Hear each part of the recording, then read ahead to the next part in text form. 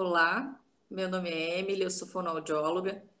Gostaria de agradecer o convite e também parabenizar todos os envolvidos na organização deste ciclo de palestras pela iniciativa. Falar sobre deglutição no câncer de cabeça e pescoço num curto período de tempo é um desafio, porque se trata de um tema bastante amplo e complexo, né, que envolve uma série de variáveis, mas eu tentei resumir nessa apresentação algumas questões que vêm sendo abordadas com maior frequência atualmente. O câncer de cabeça e pescoço, ele tem um predomínio no sexo masculino, principalmente a partir dos 50, 55 anos de idade. Essa discrepância entre os sexos ela vem diminuindo em função do aumento do número de mulheres fumantes. Esses tumores estão bastante associados ao uso abusivo de álcool, tabaco e também tem questões ocupacionais, ambientais e hereditárias envolvidas. Atualmente tem sido bastante abordado a questão do HPV positivo, de alguns tipos de HPV, com os cânceres de cabeça e pescoço, principalmente de orofaringe, o que faz com que cada vez mais tenhamos pacientes jovens. Em relação aos tratamentos, as principais modalidades de tratamento para esses tipos de cânceres de cabeça e pescoço são cirurgia, radioterapia e quimioterapia. Esses tratamentos eles podem ser associados ou utilizados isoladamente, né? Apesar do avanço tecnológico que nós viemos sofrendo, nós ainda não tivemos uma mudança na curva de sobrevida. Apesar dos avanços nas técnicas de reconstrução, nas próprias cirurgias, com as cirurgias robóticas e na modernidade dos equipamentos utilizados na radioterapia. Hoje é possível, com os tratamentos, planejar de uma forma que a radiação não seja tão intensa nas estruturas vizinhas às lesões. Isso faz com que os efeitos adversos aconteçam numa gravidade menor. Independente do tipo de tratamento, nós temos prejuízos estéticos, funcionais e psicossociais. Estéticos, principalmente no caso das cirurgias. É um paciente que muitas vezes acorda da cirurgia, quando ele se olha no espelho, ele não se identifica mais com aquela estética, né? Com aquela personalidade. Ele se sente desfigurado e é um paciente que tem um efeito psicológico e emocional bastante importante. Por isso que a gente precisa trabalhar em conjunto com os demais profissionais. É um paciente fragilizado, vulnerável, né? Que acabou, além dos prejuízos estéticos, tendo prejuízos funcionais e tendo impactos significativos do ponto de vista de comunicação e de deglutição. O que faz com que a qualidade de vida dele também seja prejudicada. Em se tratando de deglutição, a gente observa que os pacientes eles já têm um prejuízo prévio em função da lesão, em função da dor, mas esse prejuízo depois da cirurgia, ele também acontece de uma forma diferente, né? A gente chama bastante atenção para essa questão de deglutição, uma porque coloca em risco a vida do paciente, outra porque prejudica sim a qualidade de vida. A alimentação tem um papel que vai além da nutrição, é questão de cuidado, né? Tem todo um contexto social envolvido, contexto religioso. Quando a gente pensa em comemorar algo, a gente pensa em comer algo também. Então, o paciente que não pode fazer isso ou que sente desconforto quando vai ingerir alguma alimentação por via oral, ele acaba se isolando socialmente, ele acaba deixando de participar de atividades que antes davam a ele prazer, e isso acaba deixando ele bastante deprimido. O processo de deglutição, ele é um processo complexo, dinâmico, que envolve a ação de diversas estruturas conjuntas e articuladas. Quando isso não acontece, a gente tem uma influência bastante importante na morbidade e na mortalidade. Isso porque o paciente que tem uma pneumonia aspirativa, por exemplo, tem um distúrbio de deglutição que vem a broncoaspirar, ele pode sim evoluir para o óbito. É o que nós observamos nesse gráfico. Quanto maior o grau da disfagia, menor é a curva da sobrevida. A incidência da disfagia ela é bastante variável. Depende do tratamento, depende da localização da lesão, quais as estruturas envolvidas nesses tratamentos, mas ela varia de 50% a 86% e às vezes até mais. Então, neste público, a disfagia, o distúrbio de deglutição é bastante presente. Em relação às cirurgias, eu trago alguns tópicos que devem nos chamar a atenção antes de iniciar uma atuação propriamente dita com esses pacientes. Qual era o tamanho da lesão? Quais as estruturas que foram envolvidas na ressecção? Se houve ou não houve ressecção com reconstrução? Se houve reconstrução, qual foi o tipo? Qual foi o retalho utilizado? Né? Qual foi o volume? É um volume que vai ser favorável para a nossa reabilitação ou não? Qual o tempo de pós-operatório? É um pós-operatório mais imediato, onde a gente não vai poder mobilizar e a gente vai atuar somente na deglutição de saliva, por exemplo, ou com instruções? Quais os cuidados que esse paciente tem que ter? É um paciente que pode fazer movimentos cervicais para todos os lados? É um paciente que não está com o cordão da traqueostomia apertando demais a vascularização do retalho? É um paciente que tem dor? Esses pacientes passam por cirurgias muito extensas, então é comum que, pelo menos nos primeiros 5 dias, eles se queixem de dor. E são pacientes que devem estar adequadamente medicados para que a gente consiga também ter uma atuação mais direta, né? Sem que ele tenha grandes desconfortos. Neste momento, a gente já pode avaliar ele com alimento ou a gente não pode? Nesse momento, a gente deve pelo menos instruir e avaliar só com a saliva. Isso tudo a gente vai discutir com o médico do paciente, né, com o cirurgião de cabeça e pescoço. Ele que vai nos dizer qual é a condição atual daquele paciente do ponto de vista cirúrgico e se ele já pode ser avaliado com alimento, se ele já pode iniciar com movimentações um pouco mais intensas. Até porque o foco principal é que o paciente fique bem e em nenhum momento tenha complicações na cirurgia que ele realizou. Qual é a condição oral desse paciente? Algumas vezes, quando o paciente está internado, se pensa que, bom, ele operou, por exemplo, a cavidade oral, então não vamos mexer. Mas ele deve sim higienizar a cavidade oral, até porque a gente sabe que paciente que tem risco de broncoaspirar, se ele broncoaspirar saliva e secreção contaminada, a chance dele desenvolver uma pneumonia aspirativa é muito maior. Então, é um item que a gente reforça bastante e incansavelmente com as equipes, com o próprio paciente e com os familiares. Existe a necessidade de se realizar nesse momento um exame objetivo? Não existe? São coisas que a gente vai levantando, questionamentos que a gente vai levantando para, em conjunto com a equipe, a gente conseguir, então, definir qual é a melhor conduta para esse paciente neste momento. Um outro dado que chama a atenção é a questão da aspiração silente. São pacientes que passaram por manipulação nervosa, às vezes até ressecção durante a cirurgia, passaram por radioterapia prévia ou passaram depois da cirurgia. Então, eles têm sim déficits de sensibilidade. E não é incomum, a incidência, como vocês podem ver, vai até 65,9% de pacientes que aspiram sem manifestar nenhum sinal. Então, a gente deve estar sempre bem atenta a essas questões. E para isso, também nós contamos com os exames objetivos de deglutição. No câncer de cabeça e pescoço, o principal que a gente utiliza é a videoendoscopia da deglutição, porque de praxe eles já têm na rotina a realização da nasofibrolaringoscopia com o médico. Então, a gente pode aproveitar esse momento para testar manobras, exercícios e alimentação, né? Essas imagens que vocês estão vendo são imagens bastante comuns, né? Paciente que não consegue manejar adequadamente a sua saliva, a sua secreção, que tem bastante estase de alimento, né? E esse exame acaba nos dando um panorama mais delineado da anatomia, de como ficou a reconstrução e como está o mecanismo de proteção desse paciente.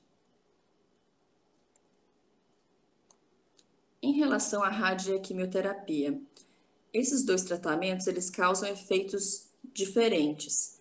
De um modo geral, a quimioterapia, ela vai impactar mais durante o curso do tratamento, onde o paciente vai ter náusea, vômito, pode ter ou não queda de cabelo, pode ter ressecamento da cavidade oral, então redução do fluxo salivar, e ele pode também desenvolver, em função disso, mucosite, que são pequenas lesões na cavidade oral que provocam grande desconforto. Então, o paciente tem dificuldade para deglutir a saliva e muito mais alimentação, né? Mas, de um modo geral, como eu falei, são alterações que ocorrem durante o tratamento. No momento que termina, o paciente fica bem. Em relação à radioterapia, as coisas são um pouco mais complexas. As alterações já surgem no decorrer do tratamento, em geral, na segunda semana já começam a aparecer alterações, e ela perdura, digamos assim, um tempo maior. Muitas vezes, até anos, o paciente retorna com algumas queixas que são relacionadas à radioterapia que realizou há um tempo atrás. Então, tem efeitos agudos e efeitos tardios. Algo que nós nos questionávamos era a respeito do porquê que pacientes, anos depois, apareciam ainda para atendimento com sequelas e com efeitos adversos tão importantes na musculatura, com pescoços gravemente rígidos, endurecidos e acometidos. E a gente viu, né, as pesquisas trazem que nós temos na musculatura esquelética células chamadas células satélites, que são células responsáveis por carregar a memória muscular e por reconstruir as fibras musculares quando ocorre alguma lesão. E a radioterapia, ela acaba atuando justamente nessas células satélites. É como se elas perdessem a sua função de regeneração. Então, é um paciente que fica com uma sequela, com uma atrofia, muitas vezes permanentemente. Essa seria a explicação. É o que vocês podem ver nessa imagem. Essa é a condição aguda, digamos assim, né, do que o paciente passa durante o tratamento. Esse é o aspecto que fica a pele e o tecido. Uma outra questão que foi levantada é até que ponto, como a maioria desses pacientes tem uma idade já mais avançada, até que ponto os delays da própria idade não estariam influenciando nesses efeitos adversos e nessas alterações? Até que ponto a própria idade já não traria alterações e a radioterapia só intensificaria? Nessa pesquisa, a gente vê que a idade ela não é o fator relevante. O principal fator é, de fato, a radioterapia, né? E um dado interessante que eles trazem é que a radioterapia, assim como o envelhecimento, causa uma modificação no tipo de fibra muscular e um predomínio de fibras tipo 1, que faz com que os movimentos são fibras de contração lenta, então faz com que os movimentos fiquem mais lentificados e o paciente fique com dificuldade nessas funções estomatognáticas. Como vocês viram, é um paciente bastante complexo e ele vai vir para atendimento com uma série de alterações que devem ser trabalhadas em conjunto. Então, ele passou por tratamentos extensos, tem distúrbio de deglutição, alteração de voz e fala, muitas vezes ele é traqueostomizado e secretivo, pode estar em uso de via alternativa de alimentação, pode estar ou não com xerostomia, com trismo, né, com dificuldade na abertura de boca. Isso sem contar alteração de olfato, alteração de paladar, alteração de sensibilidade. Então, é um paciente bastante complexo e que demanda de uma atenção especializada.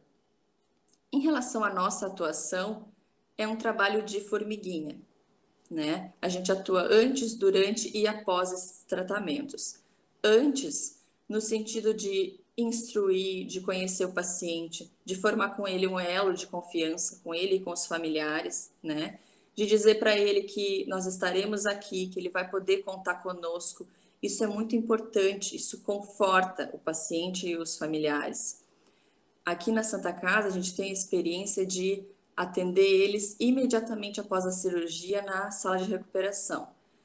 É uma experiência bastante interessante, porque os pacientes, eles são instruídos, né, sobre o que vai acontecer.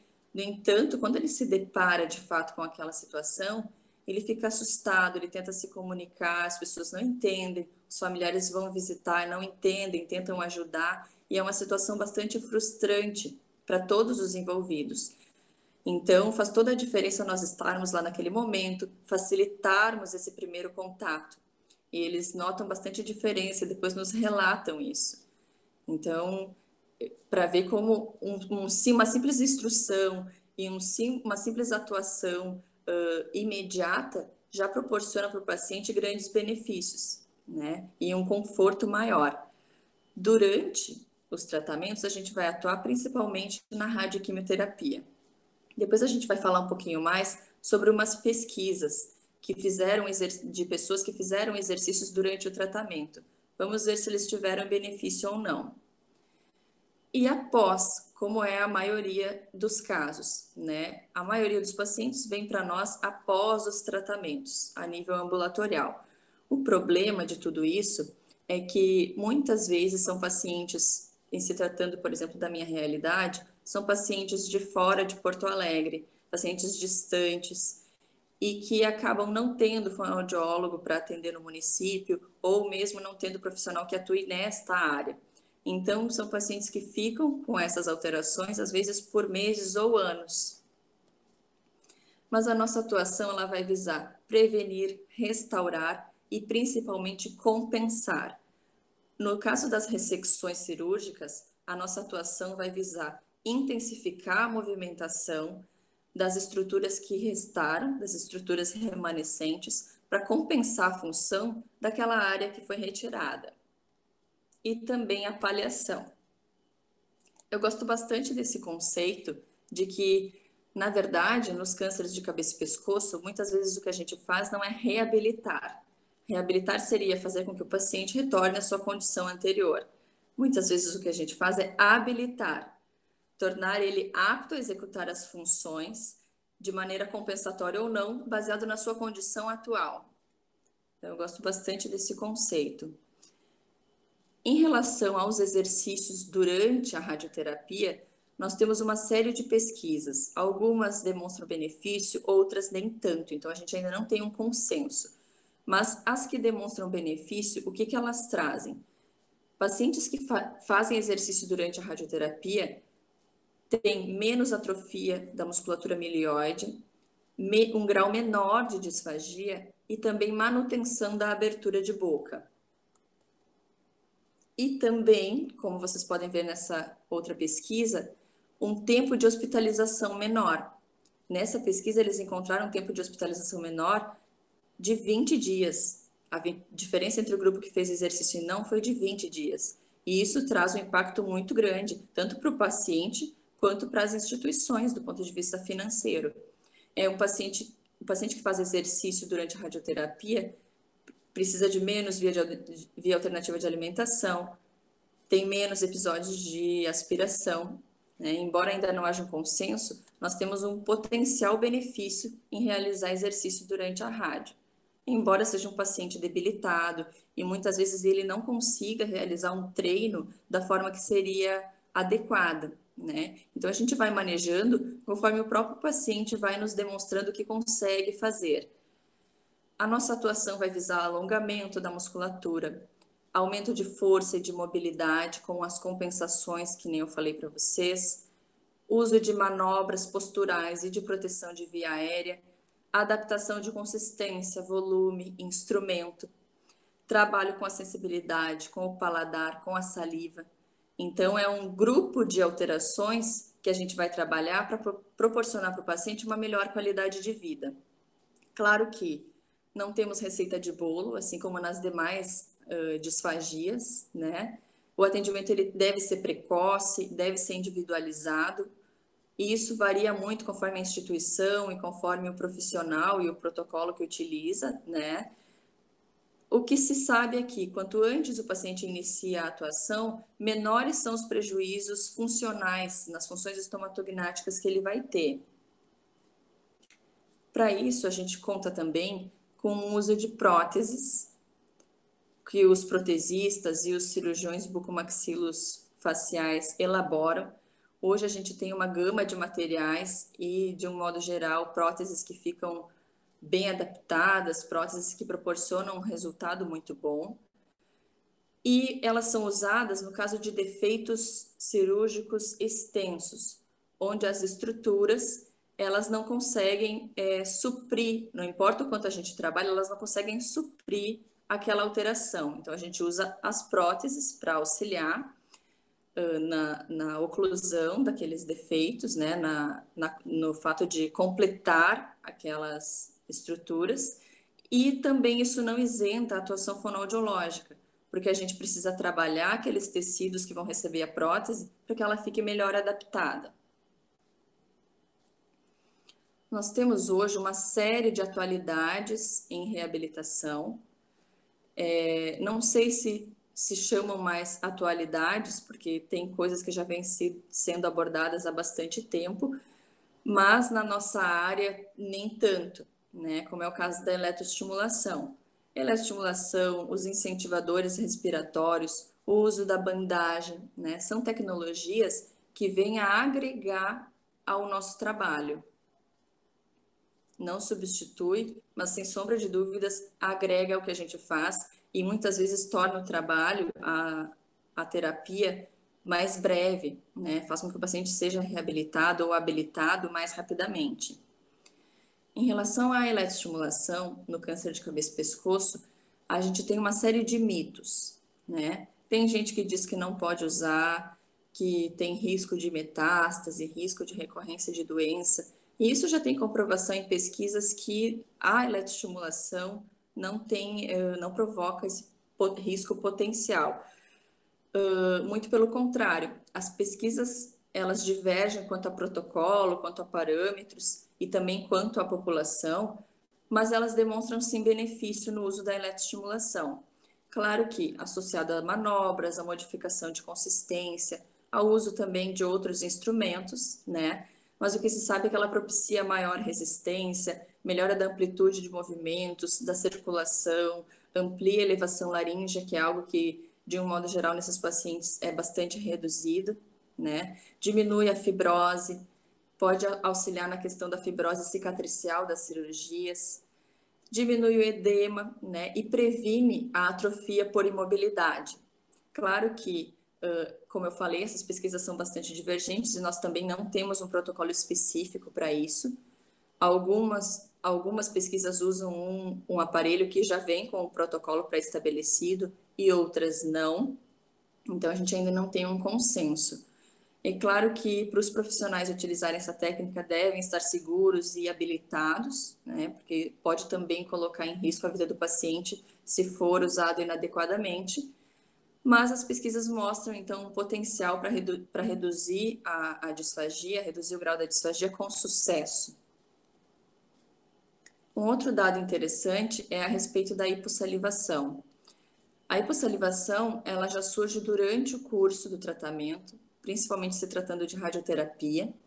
Em geral, a partir da segunda semana, o paciente já apresenta sinais. A saliva ela vai sofrendo modificações, então ela vai ficando mais viscosa, mais espessa, vai perdendo a sua capacidade de aderência à mucosa oral, que é o que faz com que a nossa cavidade oral fique lubrificada, né, e auxilie na fala, principalmente. Então, é um paciente que começa a ter ardência oral, começa a ter prejuízo na higiene, prejuízo na questão da proteção oral, com maior incidência de cáries, de doenças periodontais, e também é um paciente que não consegue, por exemplo, ingerir sólido, alimentos sólidos, sem o uso de grande quantidade de líquido. Os tratamentos na verdade não, porque o que a gente costuma fazer relacionado à saliva é mais paliativo. Para o paciente tomar maior quantidade de líquidos, usar saliva artificial, e na verdade é para reduzir o desconforto, mas não vai tratar. Essas duas alternativas vão fazer com que ele reduza o seu desconforto e até auxilie na alimentação e na fala, mas ele não vai tratar, ele não vai começar a produzir mais saliva a partir disso, né? E uma técnica que vem sendo bastante pesquisada, né, e vem despertando bastante a curiosidade de quem atua nessa área, é a eletroestimulação. No meu primeiro ano de residência, eu fiz uma pesquisa usando a eletroestimulação para estimular as glândulas salivares de pacientes pós-radioterapia, porque a nossa realidade era essa que vocês estão vendo. Essas são as cavidades orais que a gente visualiza na maioria das vezes, os pacientes que fazem radioterapia. Higiene oral prejudicada, pacientes com uma condição oral bastante prejudicada, né? E também nos relatando que eles têm dor, eles têm ardência, eles não conseguem falar da forma adequada, que o restante até tá bem, mas que a boca continuava seca. Nós realizamos a eletroestimulação em pacientes pós-radioterapia e eles foram a gente mensurou a saliva, realizou a higiene, realizou a eletroestimulação e mensuramos a saliva novamente. Nós usamos um protocolo que outras pesquisas já tinham utilizado, né, para ver se eles demonstrariam algum benefício, se eles de fato iam ter algum efeito nessa técnica. E a gente viu que o efeito agudo dela, quer dizer, uma aplicação, ele já dobrou o valor de 0,05 ml por minuto, ele passou a 0,10. Então, nós tivemos um efeito de praticamente 100% em uma aplicação. E foi estatisticamente significativo. Claro que, a partir disso, nós levantamos outros questionamentos. Mas será que essa saliva ela permanece depois? Até que ponto isso vai influenciar positivamente na qualidade de vida desse paciente, né? E nós resolvemos dar continuidade à pesquisa, que está sendo agora a tese do meu mestrado, a dissertação do meu mestrado, e em breve teremos novos dados, então. Outros achados interessantes dessa pesquisa foi que aqueles pacientes que melhor responderam eram aqueles que tiveram menores doses durante a radioterapia, que é algo esperado, quanto maior a dose que eles recebem, maior é o impacto, né, negativo que eles têm, e também aqueles que toleraram uma maior intensidade durante a eletroestimulação também apresentaram um aumento maior da saliva. Esse dado da intensidade nós não encontramos em nenhum outro estudo, e isso parece fazer parte dos fatores indispensáveis, então irrelevantes, para que essa técnica funcione. Para concluir, nós temos um paciente com uma condição anterior e muitas vezes a condição anterior ela já não é tão boa, porque o paciente ele já vem com déficits da própria lesão, com dor, não se alimentando direito, emagrecido, desnutrido, desidratado. Então a condição anterior, muitas vezes ela já está em déficit. Mas é um paciente que tem distúrbio de deglutição, que tem déficits importantes também na comunicação, e muitas vezes está na sua fase produtiva. Então, ele deve retornar para a sociedade com o mínimo de qualidade para que ele possa retornar para suas atividades, né, para seus afazeres. Nós, fonoaudiólogos, somos apenas uma das engrenagens que esse paciente precisa para que tudo funcione e dê certo no final. Ele vai precisar de nutricionista, vai estar em acompanhamento com cirurgião de cabeça e pescoço, com radio-oncologista, né, com oncologista clínico, com fisioterapia, psicologia, serviço social e demais outros profissionais. Todos terão que discutir os casos e atuar em conjunto para que esse paciente tenha, sim, condições de retornar para a sua vida. Da minha parte é isso. Eu espero ter contribuído de alguma forma, né, para a atuação profissional de vocês. Me coloco à disposição para quaisquer dúvidas que surjam e também para, se quiserem, algum artigo, algum material que foi citado aqui. E gostaria de parabenizar todos os fonoaudiólogos pelo seu dia. Parabéns!